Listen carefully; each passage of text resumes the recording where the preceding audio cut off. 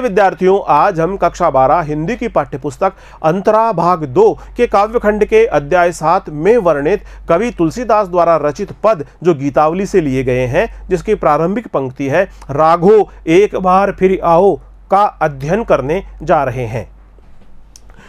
राघो एक बार फिर आओ, बड़ो अंदेशो।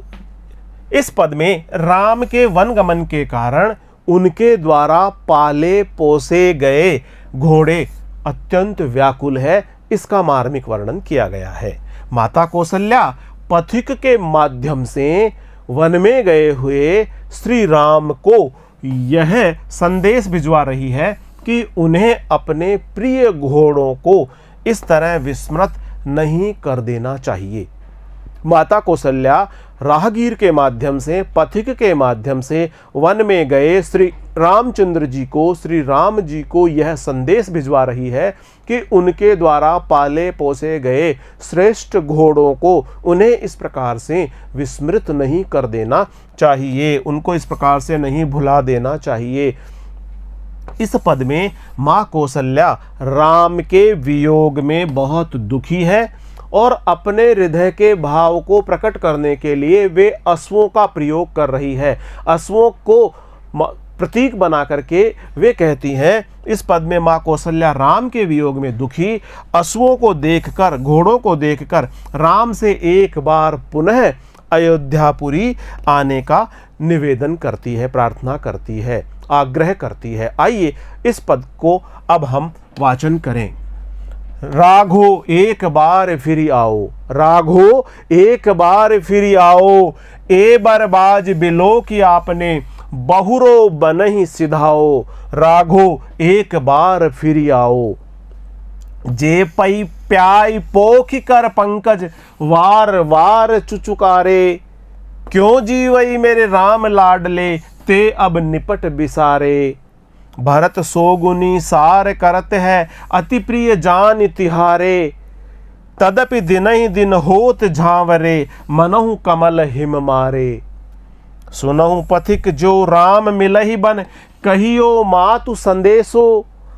तुलसी मोहि और सब हिनते, इनको बड़ो अंदेशो।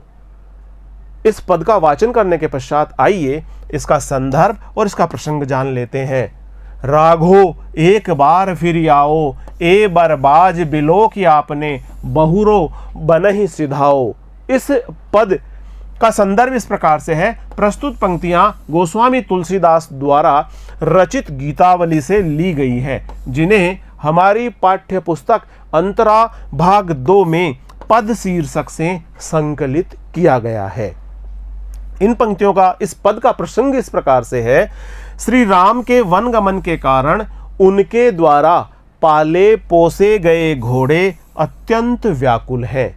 श्री राम को याद करके उनके द्वारा पाले पोसे गए घोड़े, अश्व बहुत विरह की स्थिति में है, बहुत व्याकुल हैं। माता कौशल्या पथिक के माध्यम से राम को यह संदेश भिजवा रही है कि उन्हें अपने घोड़ों को इस तरह विस्मृत नहीं कर देना चाहिए। माता कौशल्या पथिक के माध्यम से यह संदेश वन में गए हुए अपने प्रिय पुत्र श्री राम को भिजवा रही है कि उनको, श्री राम को, उनके द्वारा पाले गए घोड़ों को विस्मृत नहीं करना चाहिए, उनको भूलना नहीं चाहिए। इस पद में माँ कौशल्या राम के वियोग में दुखी, अश्वों को देखकर राम से एक बार पुनः अयोध्या लौटने का निवेदन करती है।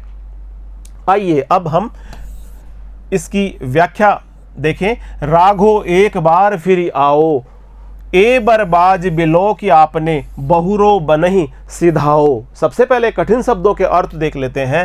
राघो, राघो से आशय है राघव श्री रामचंद्र, राघो से आशय है राघव रामचंद्र।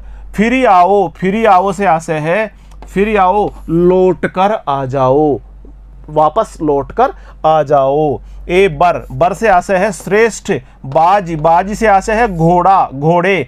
बिलोकी, बिलोकी से आशय है देख कर।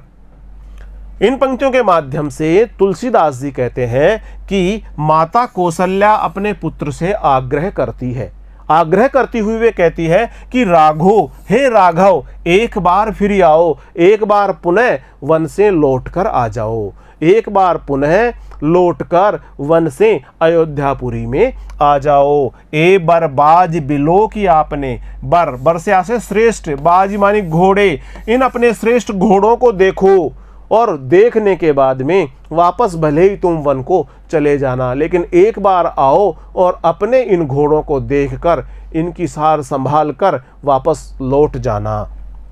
माता कौशल्या अपने पुत्र से आग्रह करती है कि हे राघव, हे राम, कम से कम एक बार तो वन से लौटकर आ जाओ। माता कौशल्या किसी पथिक को संदेश देती हुई ये कहती है कि हे पथिक, यदि तुम्हें वन में कहीं राम मिल जाए तो उनसे मेरा यह संदेश अवश्य कह देना कि तुम्हारे पाले पोसे श्रेष्ठ घोड़े तुम्हारे वियोग में अत्यंत व्याकुल हैं। इसलिए हे राघव, हे राम, कम से कम एक बार तो अयोध्यापुरी लौटकर वन से इन्हें आकर घोड़ों को देख लो, एक बार तो वन से अयोध्यापुरी लौटकर अपने पाले पोसे घोड़ों को देख लो। ए बरबाज बिलोक आपने, बहुरो बन ही सिधाओ। उसके बाद इन घोड़ों को देख करके उसके बाद भले ही तुम वापस वन में चले जाना, लेकिन एक बार आकर के इन घोड़ों को देख लो। ए बरबाज बिलोक आपने, बहुरो बन ही सिधाओ,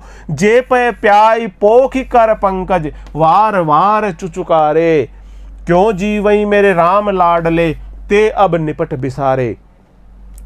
पय, पय में पै, प्याय में पै, पोखी में पै, इस प्रकार पै वर्ण की आवृत्ति हुई है। इस प्रकार पै, प्याय, पोखी, इसमें अनुप्रास अलंकार का सौंदर्य निहित है। पंकज, पोखी कर, पंकज, वार वार, वार वार में एक ही शब्द की बार बार आवृत्ति हुई है, वार वार, इसलिए इसमें पुनरुक्ति प्रकाश अलंकार का सौंदर्य निहित है। इन पंक्तियों में आए हुए कठिन शब्द इस प्रकार से हैं। प्याय, पय प्याय, पय प्याय, दूध पिलाना, पय, पय मानी दूध, प्याय मानी पिलाना, पय प्याय मानी दूध पिलाना। पोखी, पोखी से आशय है पोषण करके, पोष करके, यानी प्रेम पूर्वक हाथ फिराने की क्रिया, घोड़ों के ऊपर प्रेम पूर्वक हाथ फिराने की क्रिया जिसे पोखी कहा जाता है। कर, पंकज, अपने हाथ से, अपने कमल रूपी हाथ से घोड़ों के ऊपर सहलाते हुए उनको दुलारना, उनको स्नेह करना, उनकी सार संभाल करना, प्रेम पूर्वक हाथ फिराने की क्रिया। कर पंकज, कर पंकज से आशय है कमल जैसे हाथों से।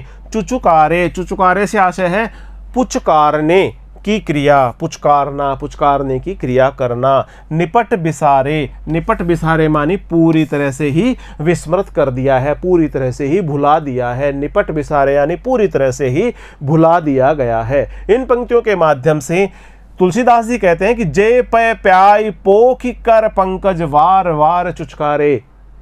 माता कौशल्या कहती है कि जे पय प्याय, तुमने उनको दूध पिला पिला करके, पोखी कर पंकज, और उनके ऊपर बड़े लाड से, बड़े दुलार से अपना हाथ फिरा फिरा कर, घोड़ों पर अपना, घोड़ों पर बहुत ही लाड और दुलार से स्नेह पूर्वक हाथ फिरा फिरा करके वार वार चुचकारे, और कई कई बार उनको पुचकार पुचकार कर तुमने अपने घोड़ों की देखभाल की है, उनका पालन पोषण किया है। क्यों जीवई मेरे राम लाडले, ते अब निपट बिसारे।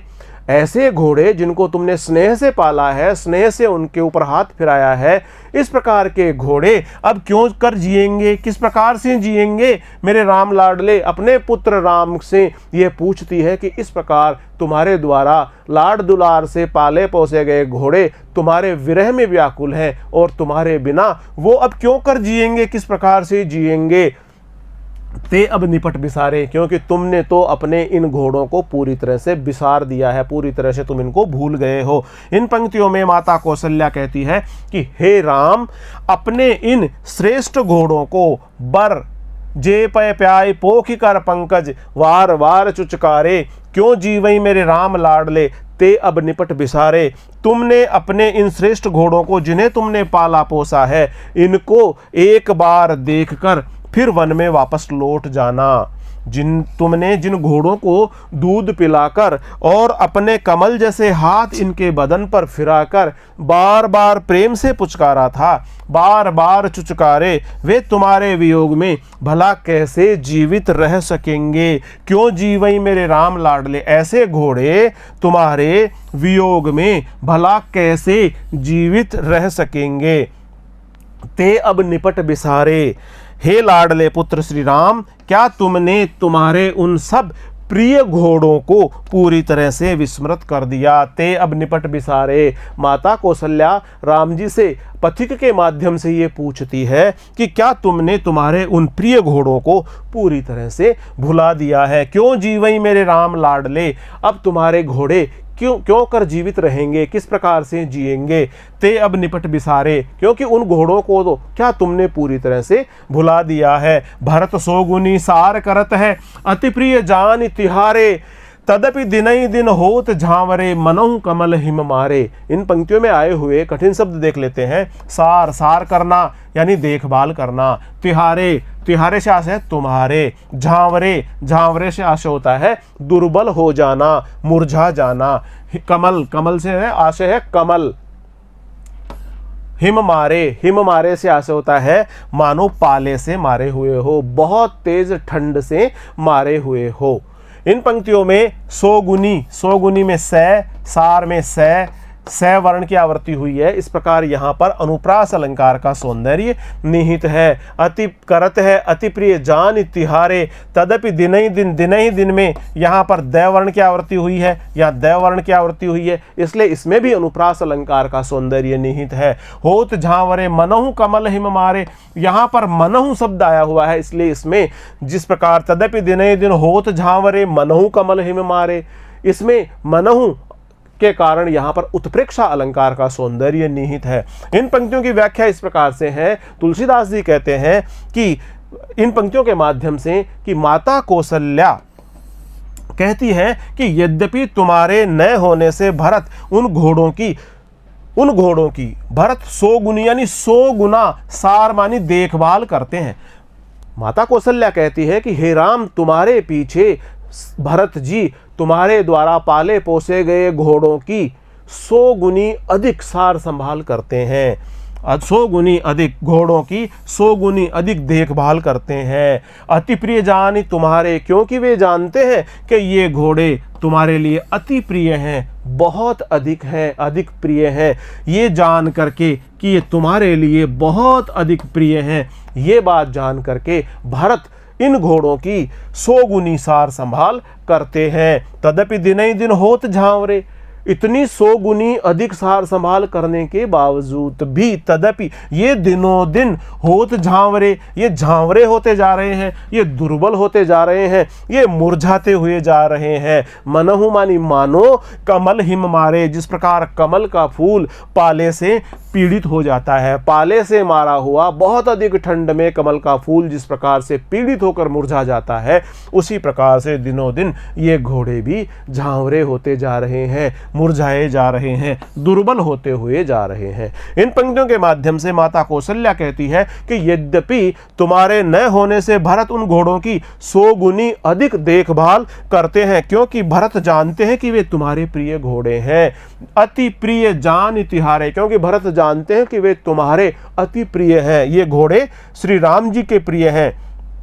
तथापि तुम्हारे बिना वे सभी घोड़े इस प्रकार दिनों दिन दुर्बल होते जा रहे हैं। तदपि दिनई दिन होत झांवरे, जैसे पाला पड़ने से कमल दिनों दिन मुरझाता जाता है। मनहु कमल हिम मारे, जिस प्रकार पाला पड़ने से कमल का फूल मुरझा जाता है, उसी प्रकार से ये घोड़े भी लगातार दिनों दिन दुर्बल होते चले जा रहे हैं। जैसे पाला पड़ने से कमल का फूल दिनों दिन मुरझाता जाता है, उसी प्रकार से ये घोड़े भी झांवरे होते जा रहे हैं, ये घोड़े भी दुर्बल होते जा रहे हैं। तदपि दिनई दिन होत झांवरे, मनहु कमल हिम मारे, सुनहु पथिक जो राम मिलई बन, कहियो मातु संदेशो, तुलसी मोहि और सब हिनते, इनको बड़ो अंदेशो।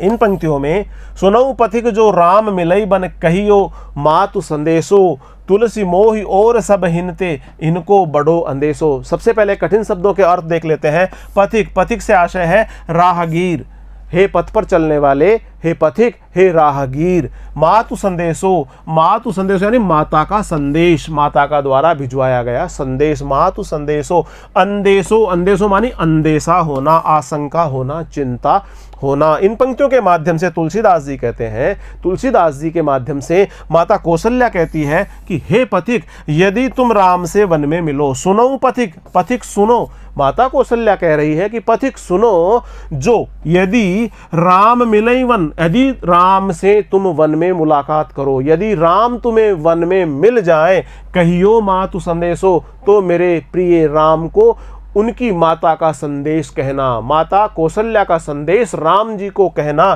तुलसी मोहि और सब हिनते इनको बड़ो अंदेशो। माता कौशल्या कहती है कि हे पथिक, यदि तुम राम से वन में मिलो तो उनसे मेरा यह संदेश अवश्य कह देना कि तुम्हारे वियोग में सभी घोड़े अत्यंत व्याकुल हैं। वस्तुतः व्याकुल तो माता कौशल्या स्वयं है। उनके हृदय में जो पीड़ा है, जो कष्ट है, जो विरह है, जो वेदना है, उसकी अभिव्यक्ति वे घोड़ों को प्रतीक बनाकर कर रही है। उनके हृदय के भाव को वो पथिक के माध्यम से श्री राम तक पहुंचाना चाहती है, लेकिन कह रही है इस प्रकार से कि वो घोड़ों को माध्यम बना करके अपने हृदय की पीड़ा को व्यक्त कर रही है। वे कहती है कि राम से मेरा यह संदेश अवश्य जाकर के कह देना कि तुम्हारे वियोग में सभी घोड़े अत्यंत व्याकुल हैं। राम के वियोग में समस्त घोड़े ही व्याकुल नहीं है, अयोध्या के समस्त नर नारी भी व्याकुल है, सभी माताएं भी व्याकुल है। इस प्रकार तुलसी मोहि और सब हिनते इनको बड़ो अंदेशो। तुलसीदास जी कहते हैं कि माता कौशल्या ने कहा है कि मुझे सबसे अधिक इन घोड़ों की चिंता है कि ये तुम्हारे वियोग में भला जीवित कैसे रहेंगे। इस बात का बहुत बड़ा अंदेशा है, इस बात की आशंका है, इसी बात का बहुत आशंका है कि तुम्हारे बिना ये घोड़े जीवित किस प्रकार से रहेंगे। तुम्हारे प्रिय घोड़ों को, जिनको तुम बहुत लाड और प्यार से, बड़े दुलार से उन पर हाथ फिरा फिरा करके, उनको पुचकार पुचकार के तुमने पाला पोसा है, वे घोड़े अब तुम्हारे विरह पीड़ा में, तुम्हारी विरह वेदना में व्याकुल हैं। अब वे कैसे जीवित रहेंगे। तुलसी मोहि और सब हिनते इनको बड़ो अंदेशो। माता कौशल्या कहती है कि मुझे सबसे अधिक अंदेशा इन घोड़ों की चिंता का है कि ये तुम्हारे वियोग में, श्री राम के वियोग में भला कैसे जीवित रहेंगे। विशेष देखते हैं इन पंक्तियों का। राम के वियोग में उनकी माताएं व अयोध्या के नरनारी ही नहीं वरन घोड़े तक दुखी हैं, यही बताना कवि का उद्देश्य है। राम के वियोग में अयोध्या के नरनारी ही नहीं, वहाँ के प्राणी मात्र भी, यानी वहाँ के घोड़े भी विरह वेदना से व्याकुल हैं। राम के स्नेहिल स्वभाव की प्रशंसा की गई है। तदपि दिनई मनहु कमल हिम मारे, इसमें मनहु में उत्प्रेक्षा अलंकार का सौंदर्य निहित है। सरस ब्रज भाषा का प्रयोग हुआ है। यह पद गेय पद है और गेय पद छंद में इसकी रचना हुई है। वात्सल्य वियोग रस का परिपाक हुआ है। माधुर्य गुण इसमें हमें देखने को मिलता है। इस प्रकार राम के वियोग में उनकी माताएं व अयोध्या के नर नारियों का चित्रण है, जिसमें नर नारी ही नहीं वरन घोड़े भी बहुत अधिक विरह वेदना में पीड़ित होकर व्याकुल हो रहे हैं, और यही कवि ने इस पद के माध्यम से अभिव्यक्त किया है। प्रिय विद्यार्थियों, आज हमने कवि तुलसीदास द्वारा रचित पद गीतावली राघो एक बार फिर आओ का बहुत अच्छी तरह से अध्ययन किया है। अगले वीडियो में हम कवि तुलसीदास द्वारा रचित भरत राम का प्रेम और पद जो गीतावली से लिए गए हैं, भरत राम का प्रेम यह रामचरितमानस के अयोध्या कांड से लिया हुआ अंश है तथा पदों को गीतावली से लिया गया है। पहला पद जिसकी प्रारंभिक पंक्ति है जननी निरखति बान बान धनुहिया, और दूसरा पद जिसकी प्रारंभिक पंक्ति है राघो एक बार फिर आओ से संबंधित अभ्यास प्रश्न लेकर शीघ्र ही हम आपके समक्ष उपस्थित होंगे। तब तक नमस्कार।